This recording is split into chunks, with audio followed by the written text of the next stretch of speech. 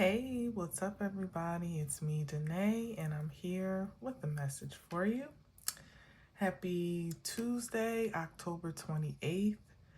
It's 12:04 on the dot this afternoon, and today I'm coming to you in a message regarding okay, with a message regarding a message that you actually haven't seen yet.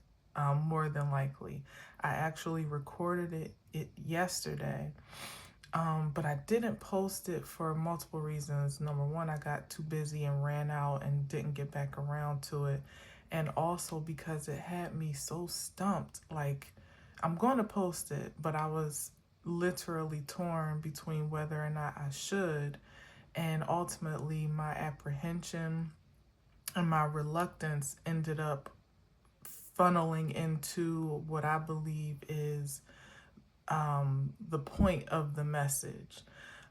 So basically, yesterday I was channeling through the cards like this idea of being like preparing yourself or bracing yourself for this explosive inflow, or influx of adoration, praise, uh,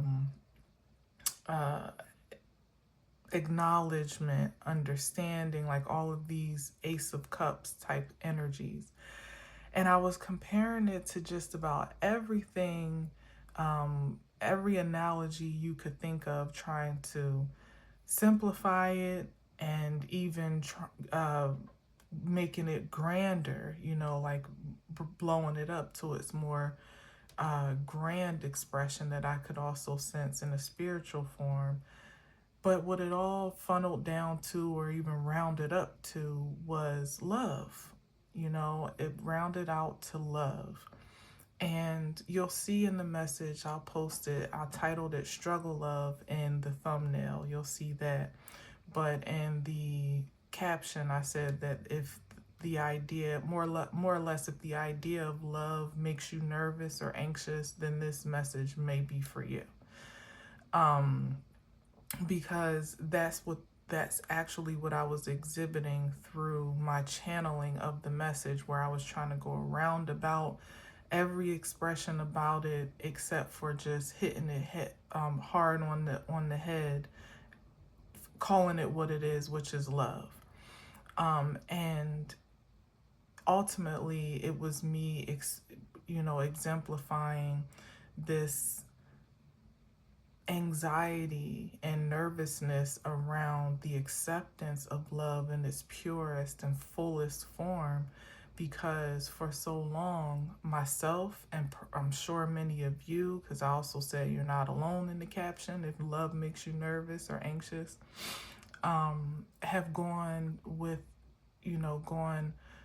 have learned to cope with a deficiency in love in some way, shape, or form. Maybe not holistically across the board, no love at all, but in the ways that do matter to us personally and individually, we've experienced such a deficiency or void in that area that we've learned to live without it.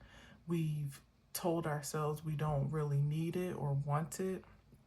We have reconditioned ourselves to be our own source, which is the upside of it all. I also said that in the message yesterday, that we begin to find and mine that resource within ourselves, which is the greatest achievement of all of the experience.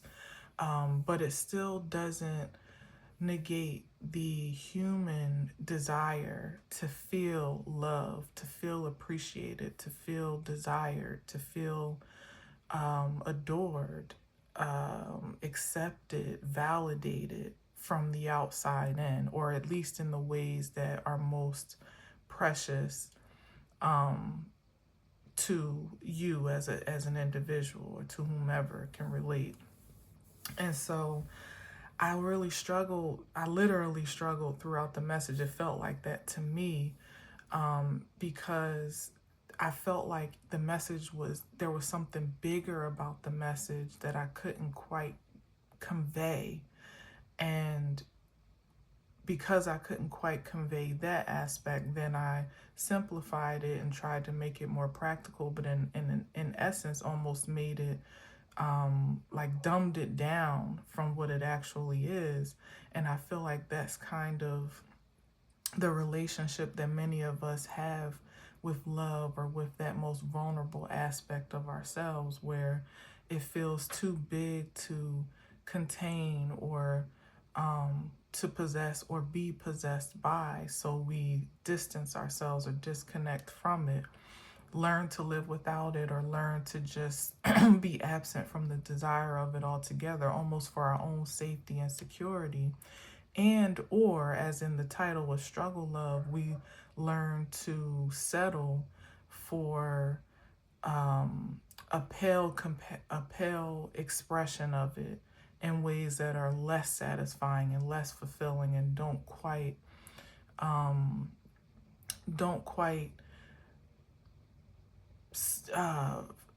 you don't quite give the sense of ecstasy and I don't know what word I'm trying to find here. I guess fulfillment is ultimately it. Like we settle for what is less fulfilling, just for the sake of having anything at all, or for just the mere fact that there's almost this sense of unworthiness to have an expectation for anything that is fulfilling holistically, or anything that would be satisfying. There it is, satisfying. So, yeah, so, and then I talked about an exchange that I had with my son about perfectionism, and how that can kind of filtered its way into the message, interestingly, but I realized that it had a bigger part to play in my playback of the message and meditation on it. And part of it is that part being the biggest piece, like feeling like there's still work left in you to do to be so-called perfect for love, or perfect for some exchange of like some mutual exchange of fulfillment and satisfaction, pleasure perhaps, or feeling like you're looking for something so-called perfect and idealistic in someone else that really is almost projective of what you feel about yourself, if we're really honest, or just this what's the right word, like romanticism of what perfection even means, especially as it relates to love overall. And whether or not that's even something that is truly achievable or even desirable when you think about it, or are all these things just more ways to kind of hold the experience of being completely consumed or invested or captivated by such a strong force at bay for as long as possible, like almost a delayed or like a procrastination of passion in a sense. So there was that aspect of it, is this idea of perfect and what that even is, or if it even is, or if you would recognize it, if it presented itself anyway, or if there would just be yet, especially within yourself, like the perfect moment, the perfect time, the perfect position. There's so many things that we have on our list to considerations of what would be ideal before we open our hearts, our minds, our bodies, our homes, our schedules, whatever the case may be. And it's really brought into question, like, what of it is pure, what of it is truly real, and is it just almost an infatuation with the striving for perfection that many of us have found security in, as opposed to the allowance of presence, one way or the other, from inside out and outside in, that again invokes anxiety or apprehension, and then provokes us to again hold off or hold back that much longer. And so I feel like the struggling throughout my message was again like in real time, in real life depiction of those different motions that we go through as an undercurrent, day to day, maybe not even realizing that those are our sentiments toward love holistically, or being accepted and received, and and um and what is it? Not accepted and received.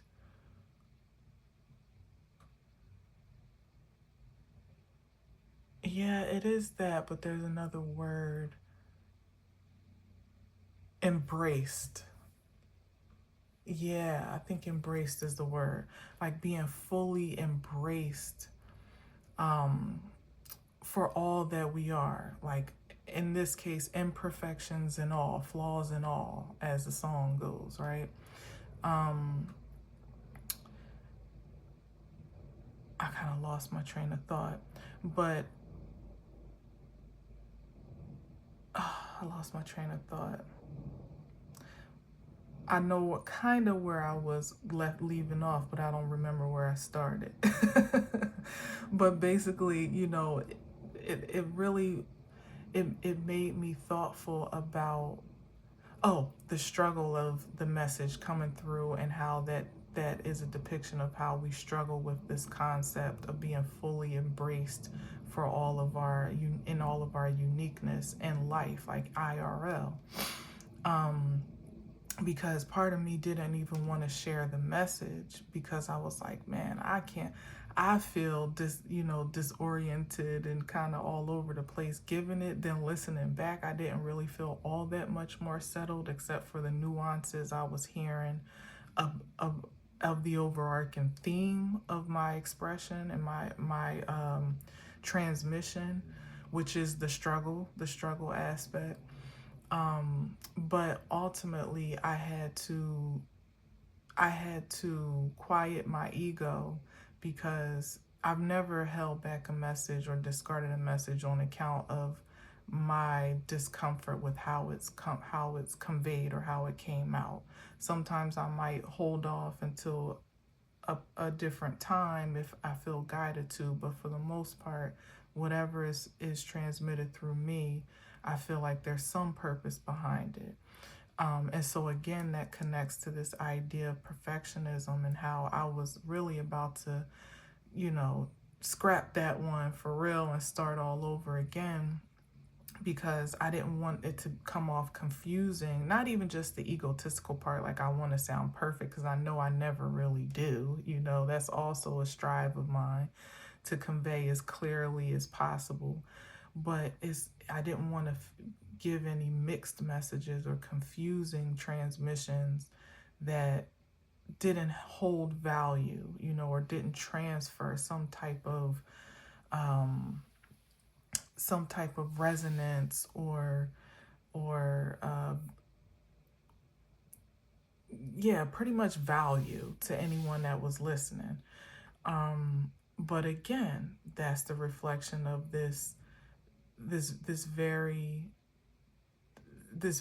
thing of being vulnerable in who you are and your most organic state, whether you feel all put together and like you got it all going for yourself, or whether you don't, and realizing that love, when and how it appears and presents itself, especially true love in the essence of the Ace of Cups that was most prominent in the message, is not really looking for perfection.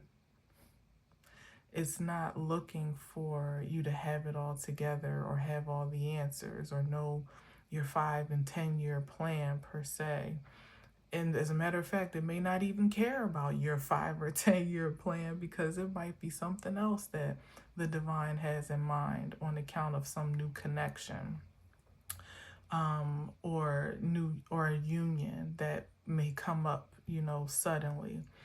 Um, and that you may actually miss out on something quite precious, um, and satisfying indeed, on account of all the considerations that you give precedence to. What may be important to us in our own timing, and by the definition of alignment for ourselves, may not be so important, or may not be priority to the divine, especially when it's time for certain souls and certain energies to align and come together for what is much greater of a purpose than our own personal prejudices. So yeah, so that was more or less, where I was with it. I feel like me saying this now may allow you to listen with a different mind, and a different heart, a more open heart and open mind. That if you relate to this feeling of resistance to love, or even the idea of love, some will say in comments, or and and have a response to even love readings and love messages, like of disdain or rejection, because the sheer concept of it all is triggering, in some ways, mostly on account of past experiences, and more specifically, failed, what we deem to be failed experience, which is a whole nother conversation for another day. But all of that conditioning has been purpose. All of that experience has been purposeful in its conditioning in one aspect, especially when it comes to building our own personal securities and boundaries. But now there's a deconditioning and a reconditioning underway that may soften our hearts and our intentions just a little bit more, like to allow this love to be fully saturating in ways that we most likely will find to be quite satisfying and pleasurable.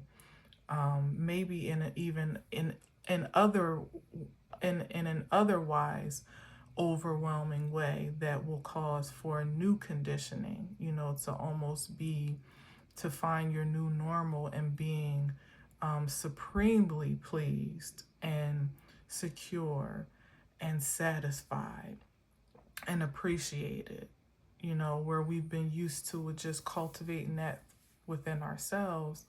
Now I feel like this roar and explosion, if you will, of applause and accolades and acclaim was another word that was big, is really coming in the form, in the tangible form of an exchange of love, or loving circumstances, that are either foreign to us altogether, or much deeper, and perhaps in all consuming than what we've ever felt before, comparatively. So not to say that you've never had love is probably not realistic, because we've experienced some form of love, even the struggle kind, but the type of love that is about to saturate creation, for those that are in the market for it and in alignment for it in a certain type of way. And it doesn't mean that just because you say, oh, I don't want love, that means that you're not necessarily in the way of it, because you may be. It just might be that, unfortunately, if that's your mindset and you're sticking to it, you might reject what's coming to you in the form that it is, and that will be unfortunate.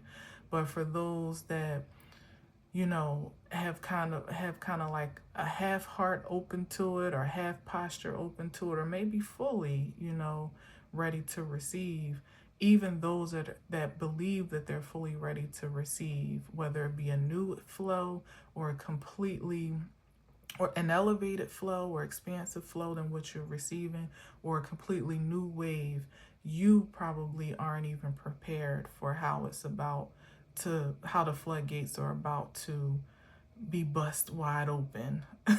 Pause. Oh man, no pun intended, but kinda, I guess. So anyway, I guess is the point of it all, of the message yesterday and the recap and review today, is to get out of your way. Get out of your own way, and certainly get out of the way of the divine, because whatever is coming through in regards to this flow, and whatever form it presents itself, is highly purposeful. Is highly purposeful, and you would really do yourself a disservice and an injustice to resist it and to block it.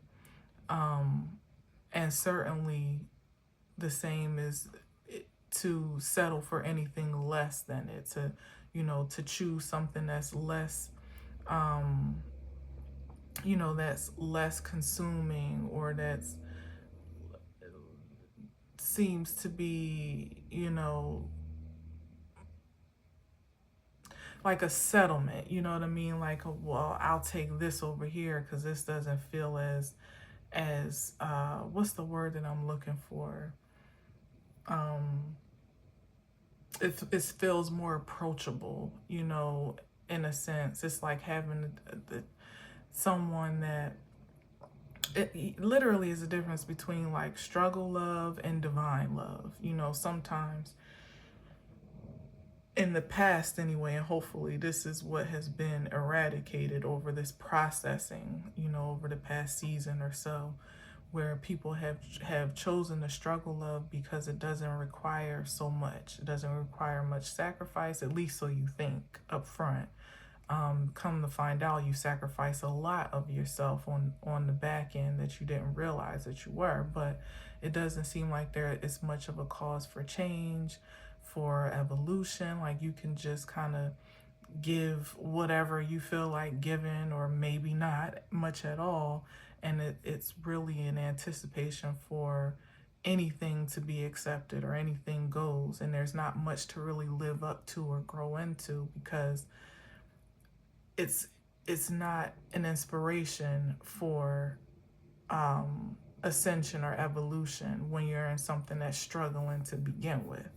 But when you are presented with something that's of a divine nature, pure, organic, what we call unconditional love in some regard, it has a different resonance, and it feels like a higher calling on yourself to be better, or to just want to do better, to live up to the expectation, even within yourself, of what you feel this type of arrangement or connection calls for, to sustain it, and hopefully even to magnify it and grow it. It's a different responsibility over there, and not everybody's up for the challenge. Not everybody has filtered out the things that tell them that they're not worthy of that experience, or they're not capable of that exchange, which is the work that happens beforehand, right?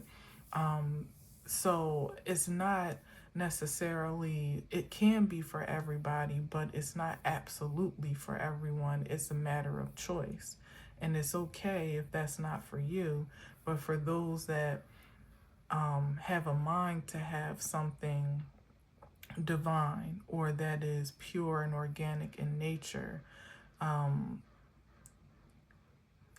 the challenge is, first of all, seeing yourself as deserving and worthy from where you are, and allowing yourself to be spoiled and pampered in the way that the divine chooses to match that energy.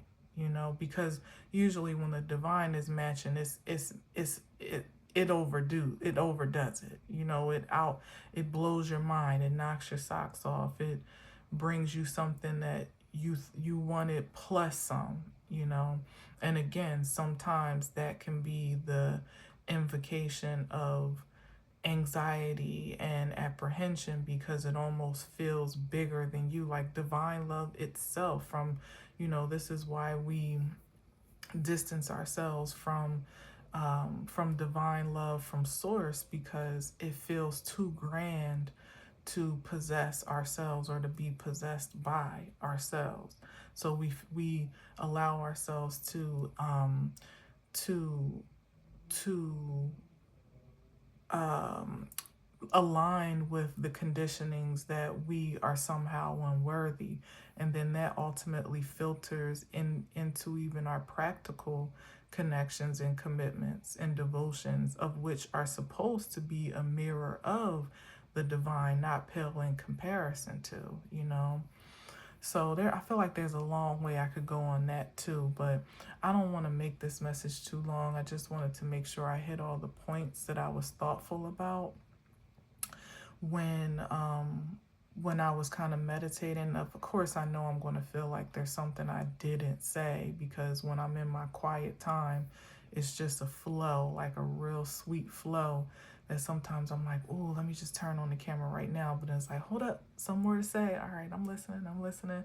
And then by the time I'm here, I'm like just praying to God I remember everything that was being downloaded in my quiet time. But maybe some stuff is not to be conveyed.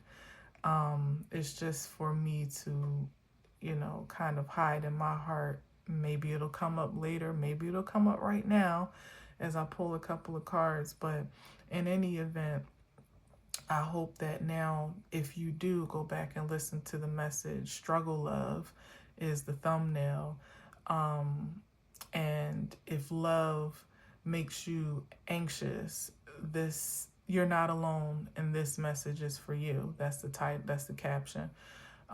With a different set of ears, and a more open heart to hear something that maybe perhaps I don't even realize I'm saying, that speaks to you specifically. Because I feel like in the matter of this love thing is something powerful that's about to come through. And I believe that it's hard to find the words for it, because I don't think any of us are quite as prepared as even we may believe that we are. And certainly for those of us that weren't necessarily trying to be, you have no idea what's coming your way. And again, I rounded about, trying to express it in everything but intimate love, so to keep it vague or keep it broad, more so than anything broad. But simply put, it is exactly that for many, whether you like it or not. And for those that like it, you might find that you actually love it in a very deep way, in a way that almost scares you, perhaps, which is probably why it was so hard for me to really talk about, because for a long time, as I said, I have learned to live with self-love as my portion, and with affirming myself and validating myself, and supporting myself in the ways that I may have felt a void outside of myself for a long time, and I probably have done a great job conditioning myself not to at least feel like I need anything to survive, or any of those things to survive or to continue to create. But again, not realizing just how much the desire alone still constitutes as a need, as far as my humanity is concerned. The spirit might be cool in solitude, but as a human being, partnership is still important. It's still important. And you see how I even hesitated to just say that much, because that sometimes the scary part is admitting that it's still important to you, and it's still important for you. to continue to succeed and thrive. Nobody, once you get to a certain place of security and self-sufficiency, wants to feel like you need anything or anyone. But the fact of the matter is, for many of us, you might find that you're so much better off with help and with support and with partnership than you could have been without it. So allow yourself to be spoiled in that regard, because I think you'll like it. You'll love it. And I'm talking to myself too. All right. So let's see. I'm gonna pull a couple cards because I actually was thoughtful about, depending on how long I took, just letting this be one message. But why do that to you? I was probably gonna be here an hour anyway, so I might as well pull a couple cards and let it be that. Okay. So thank you for hanging in there if you were listening all this time. Love is not for the faint at heart. It's for brave souls. And you've already proven yourself to be brave. If love is even true love, real love, pure love is even a consideration at this point, is even a potential. Look at that. The Empress. Again, she came up last time. Let me get a sip of water.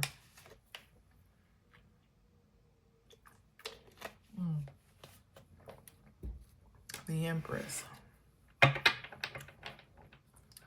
She wants it all. Expectations for all levels of fulfillment.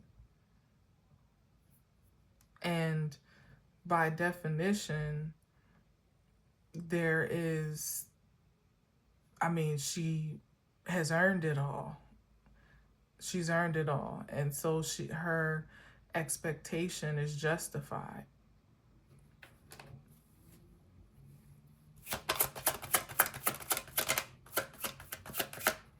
She is like the embodiment of receptive energy, like commanding energy. So not just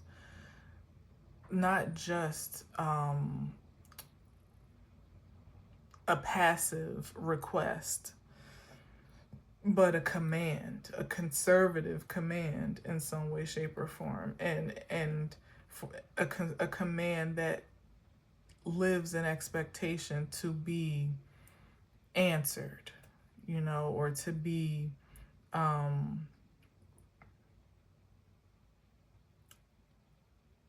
catered to or responded to accordingly. Fulfilled. There it is. So she commands. She commands. It's more of a command with the Empress, I feel. Demand might be the Emperor, but the Empress commands creation to cater to her will, or to the fulfillment of her influence.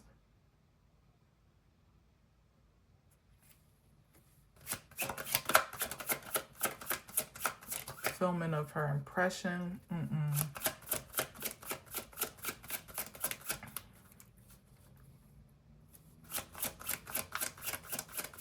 Desires. Fulfillment of her desires.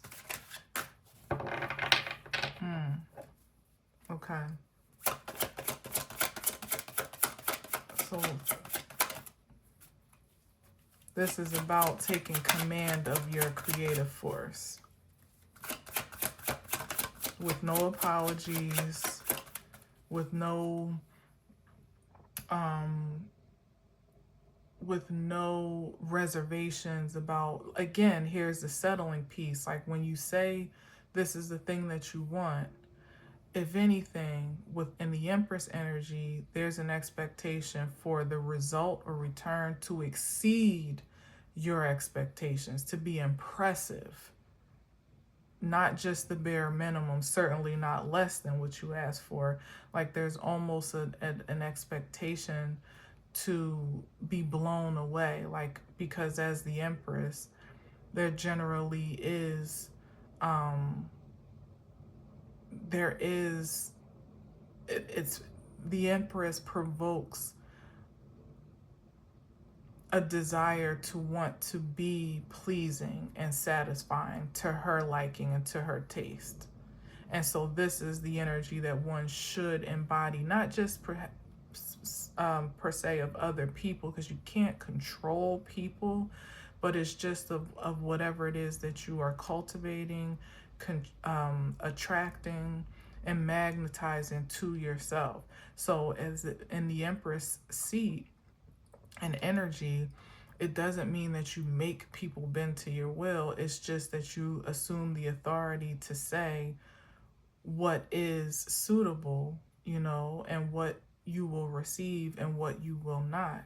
But it's with high expectation, you know, with great, I'll say great expectation, but reasonable, because it's still the Empress, it's still that nurturing quality. So it's like that mothering energy where you're not controlling or manipulative per se, but you are firm on what you expect for your own security and fulfillment, but also for the sake of those that perhaps may come to you with less than what you expect or less than what you desire. And it's for their best interest too. Like, say somebody's coming to you with an offer that doesn't quite match what you have in mind, or the standard that you're looking to accept or receive. You don't do either one of you any justice, really, to settle for it anyway, because that doesn't give the other person the leeway to live up to their best as far as you're concerned. And it doesn't give you the opportunity to acquire the best of what you deserve, according to your measure. So nobody really wins in that case. That person will be best suited to find where they're better aligned, or to come back with a better offer or come correct, you know what I mean, or not at all. And then for the Empress to conserve her energy for what makes sense to her, or what feels like a healthy investment for her. It's like, as the Empress, you're not necessarily going to be settling for a knight. You may not even really settle for a king. Maybe a king that maybe have some consideration for a king that is on the right path, or on the pathway to evolving into his emperorhood or his emperor state, actively working at it. But you wouldn't necessarily say, all right, come on over and I can work with you. Like, you would allow someone to finish out that processing first before you attach yourself to them. So you could, as women, we are famous for that. We can see a man's potential better than they can themselves, and sometimes we can even help groom them to it. But most times that same man will end up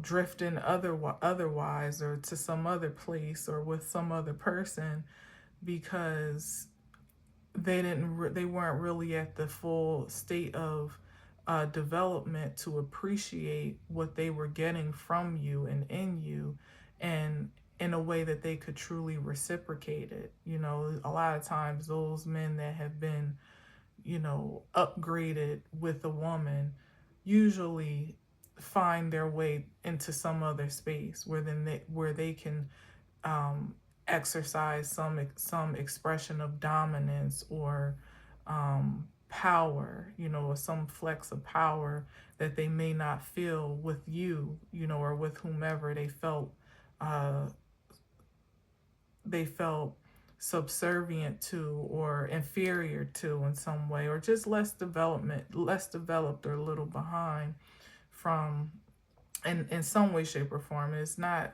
specific to anything, age, demographic, money, race, nothing in particular. It's really just about how a person truly feels about themselves, And if you get with a person that's not fully developed in their own love for themselves, it will probably be hard to ever really match up. It'll always be some imbalance along the way. So that's why a lot of times it's just best to let people grow in their own grace before, even if you can see that they would be perfect or see all of, the perfection about them that they can't even see yet themselves.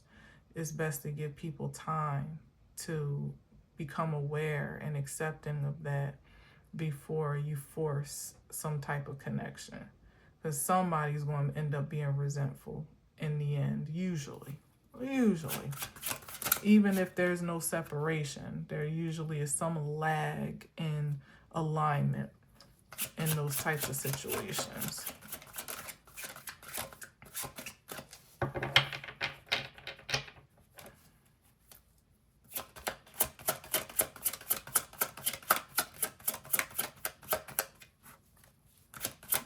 All right, we just talking about the Empress today? We leaving it at that, or what's up? What's that? Oh, yeah, see, this is energy that don't really mean too well. What's in what regard, though? Let's see. Past energy that may be looking to return. Yeah, and we are in pre-shadow of Mercury retrograde, so keep that in mind. And this one is probably going to be an intense one during this season. During Scorpio season at that, where, people are running from the shadows of their past and may legitimately be trying to find themselves in the presence of pure connection again, or in the presence of energies that are authentic and organic. But this doesn't get the distortion is that those that are trying to reclaim old connections or old experiences, relationships, let's just put it out like old relationships, may still be looking at it through the lens of the past, or looking at that person, that so-called object of affection, through a past and really kind of skewed lens. Who someone was as a duchess, perhaps, in this case, is not who someone has grown to be as an empress. It's two different frequencies. And it's given the fact that maybe someone really hasn't grown all that much. And this is what I'm saying about being in alignment, not feeling that urge to accept less than what you've already established for yourself. And I know it feels contradictory to what I've said before about perfectionism and all that, but it's not really about perfectionism. There's nothing wrong with still having standards. It's just about purifying those standards and knowing what of it is authentic and justified, and what of it is just a cop out. That's different than what I'm saying here. Is after, as the Empress has established her boundaries and her limitations and or lack thereof, or expectations or whatever, and is sticking to it. It's like it's no shade, it's no disgrace to whomever is not in alignment, but this is where I am, and this is what I'm attracting. This is what I'm in the market to receive, nothing less. More, certainly here for more if you're bringing it, but certainly nothing, definitely nothing less. And this is giving the energy of someone that will be looking to get away with offering the bare minimum, perhaps on account of an old connection or acquaintance, or trying to invoke some type of nostalgia of the past, like living off of old residue of a past relationship, or the residue of a past relationship when it was sweet and innocent, and when there wasn't much to be expected, because neither one was fully matured into their their, I don't know what this word would be, like their full self, like their adult self, or matured in a sense where you have you have come to accept your boundaries, your expectations as they are. Like, you're not willing to settle. You know, this is somebody that would want to push that line to try to perhaps regress someone back to a time, for nostalgia's sake, when things maybe didn't have to be so serious. You know, when you could act off of impulse, or willy-nilly, or just off of emotions. Like, the Empress is a bit more evolved and substantiated at this point in her presence, than to fall for that manipulation.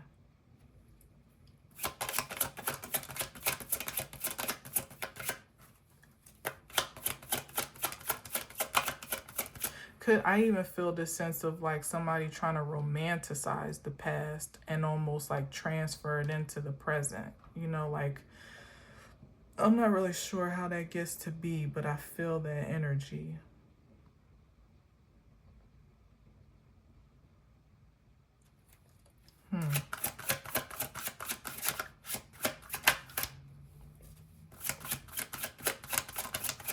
Maybe almost rewrite history in a sense, like as if you weren't there. Like, remember that time when, such and such, or try to spin the narrative of what may have gone wrong. Okay, that's what it is. What may have gone wrong, or what happened in the past, to somehow like justify it as a good case for why you should spin the block or give it another chance, or some signs and signals of like past, like some past, I don't know why I'm hearing prophecy, but maybe not in the deep mystical sense, but like, this is why we've always been meant to be. Remember this? Remember, like trying to make something from the past, something insignificant, no doubt, from the past, or simple from the past, matter as like a sign and signal that it was meant to be an eternal flame type of energy, or an eternal, and that was the other energy that came up as I was kind of meditating and channeling, which you'll also see in the thumbnail, is this energy about not, of course we use this concept of twin flames, or eternal flames, or whatever, which I don't always subscribe to in the messages, but it definitely felt like a depth in that way, in terms of the type of love that's coming to the surface, or coming into fruition. And that's what I'm sensing here, like someone almost trying to like interject themselves as some type of past poetic, I'm hearing, love, or some prophetic love, but they're inserting themselves in a space that they don't belong in, that they just don't belong in. And it's a very manipulative, projective way that they're trying to do it, but I'm not really sure how to convey that completely. Definitely could be through some type of persuasion, again, projection, spiritually or actually somebody straight up lying to your face. You know what I mean? Again, like making up stories about the past to kind of evoke some type of emotional connection or attachment that never really existed, but it sounds good and may even feel a little good, you know, the concept of it all. But in actuality, this is not somebody that's really looking to honorably step in the position and in the, you know, in the shoes of what a so-called twin flame or divine counterpart would really be expected to fulfill. They just may want the title or the benefits. Yeah, like friends with benefits type. Yeah, like they just want the title or the influence or the privilege of the so-called connection, but they don't really want the responsibility. They don't want the devotion, really. There's somebody that will probably get in a connection and be cheating the whole time, or undercutting someone the whole time, or again, as I was saying before, that's looking to be upgraded by the sheer connection itself, and already has in mind to take the privileges and the benefits of that partnership elsewhere. Nah, nah, nah. Yeah, hell nah. Nope. Sleepless and restless about how they could get this one over, you know, to pull this one off. And the restlessness is moments like this, because even me saying it out loud and recognizing it for what it is kind of puts a blockage on the pathway to do it, you know, like just and it's just the general sentiment of those that have kind of established themselves in this position of self-assuredness, where again you're just not even willing to negotiate on your boundaries. So when something comes in and it sets off your security, it sets off as like a security breach of those boundaries, whether it's energetically, emotionally, physically, whatever the case may be. It's like this, that security is raised to an even more aggressive level, like lockdown, you know. So whereas people may be trying to figure out a way that they can influence a breach or force a breach in some way, shape, or form, at every turn they keep getting locked out, because those that have stationed themselves to be secure with who they are and what they deserve and what they are calling in or attracting and ain't chasing nothing, make it really hard for those that want to manipulate their way into that space. It's not so easy as it is for someone that may have been naive or may have been codependent or insecure or needed validation outside of themselves, approval outside of themselves. That's not the Empress. That's not the Empress. The Empress is the Empress with or without the Emperor. So there's already an establishment of authority here in oneself before it needs to be affirmed otherwise.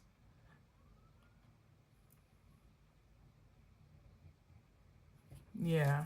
So it's not much, I guess, to say all that is to say what I'm saying about, you know, being alert of the energies that are, you know, circling about or plotting and planning, is that, as I've been saying lately, it's of no consequence, because the vulnerabilities that could be breached in the past have been secured now at this point. And though, you know, it may never stop culprits from trying, you know, to find other ways, it's ultimately becoming more of a defeat just for the sheer intention to do so overall. Just the intention to be deceptive is backfiring for those that are operating in that energy, to the point where they're ultimately self-destructing, whether they realize it or not. They'll be then destroy themselves for the ambition of trying to destroy or invade someone else's safe space at this point, before they even set foot on the territory or lay a finger on the target.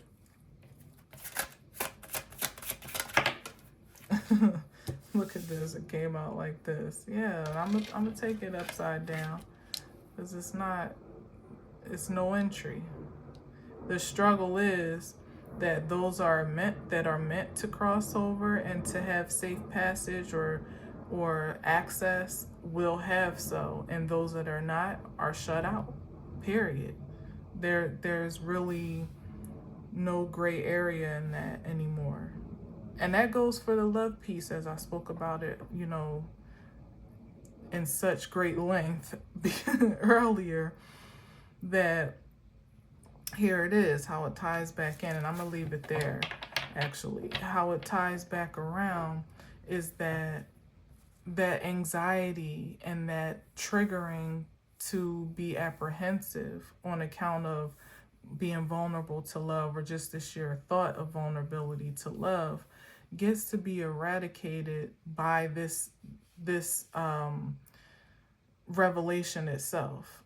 To know that at the point of establishment where you are now, for those that resonate, you ain't even got to worry about imposters or intruders, really. Because first of all, what your discernment doesn't weed out and send packing, the security systems around you spiritually that are unseen at this point are already working as they would for the Empress for your protection, where some people and things can't even get past the gate, can't even get past the moat surrounding the palace to try to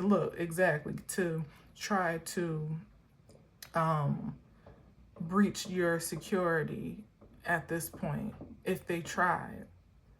So between all of those things that are working for you, you can lower your defenses to fully receive, or at least engage the potential that's coming your way, because anything that has kind of gotten through those barriers, more than likely at this point, if you're an Empress energy, is something that is safe to be engaged, is safe to be entertained, to be considered, to be courted, so to speak. So you don't have to be so guarded about what it is or what it isn't, or how is it long term, is it short term, is it for a good time and not a long time. Or you can allow yourself to be open hearted to whatever the engagement, whatever gift the engagement is bringing your way, because it's more than likely something purposeful, and it will be revealed what that is in divine time. And if you're operating in this frequency of Empress energy, then all things are for your pleasure. Like, it's not in a sense to manipulate or use or abuse anyone, or to, be careless with anyone else's feelings or intentions, but anything that comes to your court at this point is for your pleasure, and because you have the most upright intentions, you'll know exactly how to engage that energy. And if ever there comes a time to do so, you'll know how to release it as well, with no harm done, no foul. So you ain't got, if that was the source of the fear and anxiety, or even eagerness, you can release that, because you no longer have to be the filter for faulty energies, like having to sift through who's for you, who's against you, who means well, who doesn't. Like, you'll know, and most likely, like I said, those energies will be filtered at the door, at the gate, shoot, at the freaking uh what do they call, like at the, what is it, like the lines around the kingdom, the, what's the word, like the kingdom borders. Something like that. Yeah, and they know it. That's the angst here, and the dread is that they know it. They already know it. So the only way that there could even be an entrance allowed is if you say so. And most, as I said, in the Empress energy, are not even going to entertain shady characters at this point in time. You won't even be allowed into, it won't even be allowed into your auric field by you at the least bit of hint of something that is that is dangerous, or that has the potential to be harmful, or just unfulfilling, you know, or just unfulfilling or unsatisfying. We're not even settling for that in this season. All or nothing, and all as in AWE. Yeah, like Page of Cups, not likely. Justice, okay. You know, like it would have to be a justified expression of love, admiration, adoration. Flattery doesn't get you too far. This feels more like flattery with the Page of Cups in this case. Now, it could be an innocent expression of love and adoration that is grounded, you know, that comes from an honest place. It could be that, but even still, like with it being the Page of Cups, unless this is your child, you know, or some dependent of yours, even that doesn't necessarily warrant reciprocation. Well, unless I'm saying it is your child, that's different, but it doesn't necessarily warrant reciprocation, even if it is coming with pure intentions, you know, or in an honest way. Like this literally is the depiction right up under this Six of Cups of somebody that could mean well at the very best, but they just don't have enough love to give for the Empress standards. You know, they really could be honest about what they have and what they have to offer, or what, you know, what they're capable of exchanging. And it could still not be enough, and that would be okay. It's definitely no shame or guilt in declining offers that don't feel like they would be a match or satisfying. And the key is, as long as that is in a righteous way too, like as long as that is justifiable, again, not just a matter of you just putting it off because you just want to avoid it altogether, because then you might miss your blessing even in a small package. But if it actually is justified, like, you know what, I appreciate the offer, I appreciate the gesture, but I'm not interested, or no thank you, or not at this time, or whatever. That's fair. There's no apologies necessary for such a thing. That's a fair exchange and a fair release of a proposition. The very best of it could be, as I said, someone that is coming with a small gesture of love that could make a big impact if you were to be open to considering it, that could grow in a grand way. That's the best case scenario for the Page of Cups, where it may come in a little strange, a little unsuspected, again, in a way that you just wouldn't have imagined or intended it for it to do so, like maybe through a friendship, that began to blossom into something more. But I feel like however it presents itself, with the Empress being poised for her pleasure and her fulfillment, you will know when it's for you, what is for you, and when and how to engage it.